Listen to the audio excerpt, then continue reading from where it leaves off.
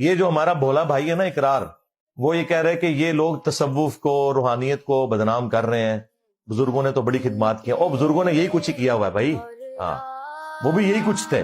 اور یہ اقرار صاحب کا بڑا پن ہے کہ علماء سے رائے لے کے آگے بڑھتے ہیں۔ لیکن اس پہ ایک بات کا خیال رکھا جائے، جیسے اقرار صاحب نے بات کی ہے کہ ہم اس زمانے میں جیسے یہاں جیلی عاملین ہیں، فلانا بنگالی تو فلانا فو، تو ان کی تو مذمت ہے، انہوں نے بھی پہلے پکڑے ہیں جا کے اڈوں پہ، تو ہم اس کی حمایت کرتے ہیں، لیکن اس حوالے سے بعض لوگ ان چیزوں کو، جیسے کل خواجہ خواجگاں معین بے کساں نائب رسول فی الہند حضرت خواجہ معین الدین چشتی میری رحمۃ اللہ تعالی علیہ، اسی طرح سے دیگر بزرگ حضرت سیدنا شیخ عبد القادر جیلانی ہیں، ان بزرگوں کے حوالے سے ہم کوئی ایک حرف برداشت نہیں کر سکتے۔ بالکل جس طرح ان کی بابوں کے لیے ہم یہ جاگتی ہے، ہماری اللہ کے لیے جاگتی ہے۔ فرق یہ ہے ان کی دم پہ پاؤں اس وقت پڑتا ہے جب ان کا کوئی بابا چھیڑا جائے، اور ہماری دم پہ پاؤں یا ہمارے مفادات کے اوپر ضرب اس وقت پڑتی ہے جب کوئی عقیدہ توحید کو یا ختم نبوت کو چیلنج کرتا ہے۔ بایزید بستامی سے پوچھتا ہے کہ حضرت یہ بتائیں کہ عرش کیا ہے، اللہ کا عرش؟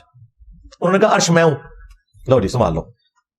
پوچھا گیا یہ قلم جو اللہ تعالیٰ نے سب سے پہلے قلم کو پیدا کیا، جامع ترمذی میں حدیث ہے، انہوں نے کہا قلم بھی میں ہوں۔ پوچھا گیا یہ اللہ کی جو کرسی کا ذکر ہے، ان کا کرسی بھی میں ہوں۔ اچھا اس پتہ نہیں کہنا ڈنگر سی سامنے، انہوں نے مننے والے بھی ڈنگرہ نے مننے والے ڈنگر، بھائی اس کے بعد ہی سمجھ آ جانا چاہیے تھی کہ بابا جی ٹون نے، ہاں سن سنا کے سننی، ٹنی پڑھ پڑھا کے سننی نہیں نے۔ وہ کہتے ہیں حضرت یہ جو آپ اتنے بڑے بڑے دعوے کر رہے ہیں، تو آپ سے پہلے تو حضرت ابراہیم علیہ السلام، حضرت موسیٰ علیہ السلام اور محمد رسول اللہ صلی اللہ علیہ وآلہ وسلم، اتنی بڑی بڑی ہستیاں ہو گزری ہیں، تو یہ آپ کس قسم کے دعوے کر رہے ہیں؟ تو اس کے جواب میں پتہ ہے بازید نے کیا بکواس کی؟ اس نے کہا میں ہی ابراہیم ہوں، میں ہی موسیٰ ہوں، میں ہی محمد ہوں۔ لعنت ہے تیرے ہوتے، تیرے مننے والے ہوتے، کتے دی موت مرو تسے، اور اگر تو نہیں کیا تو اللہ دے حضور تو بری ہے، منو تیرے کوئی لینا دینا نہیں۔ جے تو کیا ہے کتے دی موت مرے، اور تیرے مننے والے، تیرے دفاع کرنے والے بھی کتے دی موت مر جان اگر ان کی قسمت میں ہدایت نہیں ہے تو۔ آمین۔ لے جاؤ بابے تو اپنے، اور کنی مٹی پلیت کرانی جے، تانوں ہی مبارک نے، جتھے انہوں نے جانا نا تسی بھی اتنے ہی جاؤ، تمہارا اشر بھی وہی ہو جو ان کے ساتھ ہونا ہے۔ اور بزرگوں نے یہی کچھ ہی کیا ہوا ہے بھائی، ہاں وہ بھی یہی کچھ تھے۔ یہ تو خام خواہ لوگ پردہ ڈالتے ہیں کہ جی جو اگلے لوگ گزر چکے وہ ٹھیک تھے، یہ جو بعد میں آئے ہیں یہ خراب ہے۔ بالکل ایسا نہیں ہے۔ اس زمانے میں بھی اگر میڈیا ہوتا تو اس زمانے کی بھی ساری دو نمبریاں ایکسپوز ہو جاتی ہیں، اور میں انشاءاللہ آج کروں گا بھی وہ۔ آج آپ جن باتوں کا مذاق اڑا رہے ہیں، ہمارے پرانے بزرگوں نے اپنے بزرگوں کے بارے میں یہ ساری خرافات لکھی اور انہیں کرامات کے نام کے اوپر امت میں بیچا۔ یہ روحانیت ہے ہی نہیں ہے، یہ مسٹسزم ہے، جو کہ بدھسٹ کے اندر بھی ہے، کرسچنز کے اندر بھی ہے، ہندوؤں میں بھی ہے۔ ہانٹنگ پروگرام لگتا ہے ڈسکوری چینل کے اوپر، وہاں پہ جیزس کرائسٹ کے نام کے اوپر وہ بھی جنات نکالتے ہیں، اور کتنا وہ یعنی کفری اور شرکی عقیدہ انہوں نے رکھا ہوا ہے۔ عیسیٰ ابن مریم کو خدا کا بیٹا کہتے ہیں، وہ بھی جنات لوگوں کے نکال رہے ہیں، اور اس طرح یہ بھائی ایک فن ہے، اس کا دین سے کوئی لینا دینا نہیں ہے، شعبدہ بازی ہے، استدراج ہے، اس کا معجزات یا کرامات کے ساتھ کچھ لینا دینا نہیں ہے۔ معجزات انبیاء اکرام علیہ السلام سے ہوئے، قرآن پاک میں رپورٹ ہوئے۔ عیسیٰ ابن مریم کو اللہ تعالیٰ نے بغیر باپ کے پیدا کیا، معجزہ ہے۔ عیسیٰ ابن مریم مردوں کو اللہ کے حکم سے زندہ کر دیتے تھے، جو ان کی نبوت کی گواہی دیتے تھے۔ یہ نہیں کہ دوبارہ چلنا پھرنا شروع کر دیتے تھے، وہ اللہ کا اٹل فیصلہ ہے کہ جو دنیا سے چلا گیا وہ واپس نہیں آئے گا۔ وہ وقتی طور پر مردہ زندہ کرتے تھے تاکہ لوگوں کو یقین آ جائے کہ اتنا بڑا کام اللہ ہی کر سکتا ہے، تو میں اللہ کا پیغمبر ہوں، اس کے اذن سے اللہ نے میرے ذریعے یہ معجزہ کروایا، تو وہ گواہی دیتے تھے، اور پھر دوبارہ وہ اسی طریقے سے آنکھیں بند کر لیتے تھے۔ مٹی کی مورت میں پھونک مارتے تھے عیسیٰ ابن مریم، سورۃ المائدہ میں، سورہ آل عمران میں آیا تو وہ پرندہ بن کے اڑتی تھی۔ اندھوں کو اللہ کے اذن سے بینائی دے دیتے تھے، جو کوڑی کے مریض ہیں انہیں اللہ کے اذن سے شفا دیتے تھے۔ یہ سب کچھ رپورٹ ہوا ہے۔ اور موسیٰ علیہ السلام کا تو معجزہ بہت ایکسٹرا آرڈنری ہے، وہ تو پلانٹ کنگڈم کو اینیمل کنگڈم میں بدل دیتے تھے اللہ کے اذن سے۔ آسا پھینکا، اژدہا بن گیا، دوبارہ ہاتھ لگایا، دوبارہ واپس آ گیا۔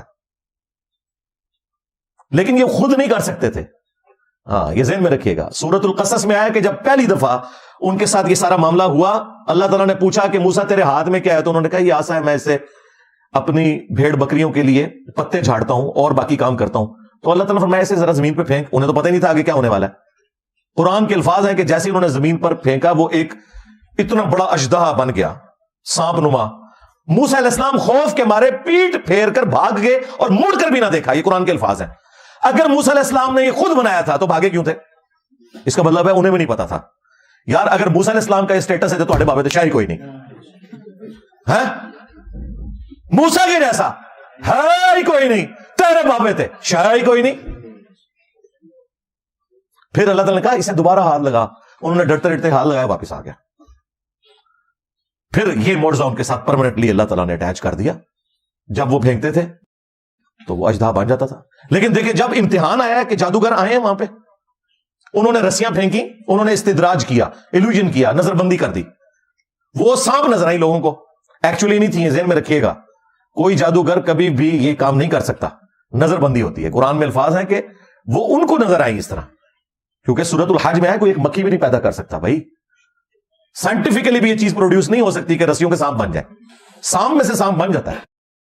کلونی کے ذریعے بھی آپ کوئی تھوڑا بہت کام کر لیں گے, لیکن وہ لیونگ تھنگ سے ہی آپ لیونگ تھنگس کو پروڈیوس کر رہے ہیں. نان لیونگ تھنگس سے لیونگ تھنگس کبھی بھی پروڈیوس نہیں ہو سکتی ہیں. بایولوجی کا لا فائنل ہو چکا ہے بھائی. وہاں پہ بھی الفاظ ہیں کہ حضرت موسیٰ علیہ السلام بھی خوف کھا گئے. تو اللہ تعالیٰ نے فرمایا آسا پھینک. آسا پھینکا. ان کو تو نہیں پتا, ان کے ذہن میں تو یہ تھا کہ انہوں نے بھی کیا میں بھی کروں گا تو برابر ہو گئے دونوں. اس وقت تک موسیٰ علیہ السلام کو یہ بھی نہیں پتا تھا کہ یہ وہ اژدہا بنے گا جو ان رسیوں کو بھی کھا جائے گا. اس لیے خوف کھا گئے نا, ورنہ کہنے ہے قرآن میں الفاظ ہیں خوف کھا گئے.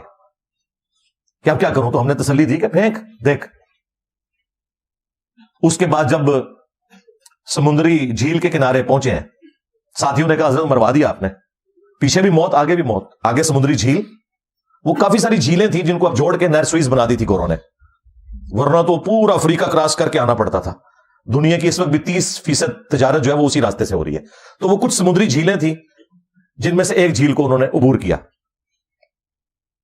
اب وہ جھیل کے کنارے پہنچے ہیں تو ساتھی کہہ رہے ہیں کہ آگے بھی موت پیچھے بھی موت, اب کیا ہوگا؟ اللہ تعالیٰ نے پھر موسیٰ علیہ السلام کو وحی کی کہ اس عصا کو پانی پہ مارو, راستہ بنا دے گا. اس سے پہلے موسیٰ علیہ السلام کو نہیں پتا تھا کہ یہ عصا یہ کام بھی کر سکتا ہے, اور نہ اس نے کرنا تھا. یہ بھی میں آپ کو بتا دوں, اپنی مرضی سے مارتے کچھ بھی نہیں ہونا تھا, کیونکہ اللہ تعالیٰ کا امر پیچھے نہیں ہونا تھا. ان کو یہ پتا تھا بس یہی کرتا ہے. تو اگر یہ نبیوں کا سٹیٹس ہے تو باقی لوگ کیسے دعویٰ کر سکتے ہیں بھائی؟ آج بھی میں دعویٰ کرتا ہوں, آج آپ اگر یروشلم سے وہ عصا تابوت سکینہ ڈھونڈ بھی لیں اور اس میں وہ عصا مل بھی جائے, آپ کسی ربائی کو پکڑا دیں یہودی, یا ویٹیکن سٹی میں بیٹھے ہوئے پاپ کے ہاتھ میں وہ عصا دے دیں, یا امام کعبہ کے ہاتھ میں دے دیں, وہ اسے ذرا سانپ بنا کے بتائے. میں اس سے بڑی بات کرتا ہوں, کسی صحابی کے ہاتھ میں دے دیں آپ, وہ نہیں بنے گا. وہ موسیٰ کے ہاتھ میں معجزہ تھا بس, جب تک اللہ تعالیٰ کا پیچھے حکم تھا. یہ ہے معجزے کا کانسیپٹ. اور کرامت کا زیادہ سے زیادہ یہ کانسیپٹ ہے, کوئی شخص دعا کرے اللہ تعالیٰ اس کی دعا کو قبول کر لے. کرامت کو ہم مانتے ہیں, کر کے کوئی کچھ نہیں دکھا سکتا. یہ ذہن میں رکھیے گا, کر کے کچھ نہیں کوئی دکھا سکتا.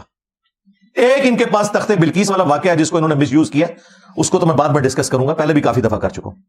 کر کے کوئی نہیں کچھ دکھا سکتا. ہاں دعا کریں, ہم تو مانتے ہیں کہ اللہ کے نیک بندوں کی دعائیں قبول ہوتی ہیں, اس میں تو کوئی دوسری رائے نہیں ہے. اس کے لیے نبی ہونا بھی شرط نہیں, کہہ رہے نبی کی بھی دعا قبول ہو جاتی ہے.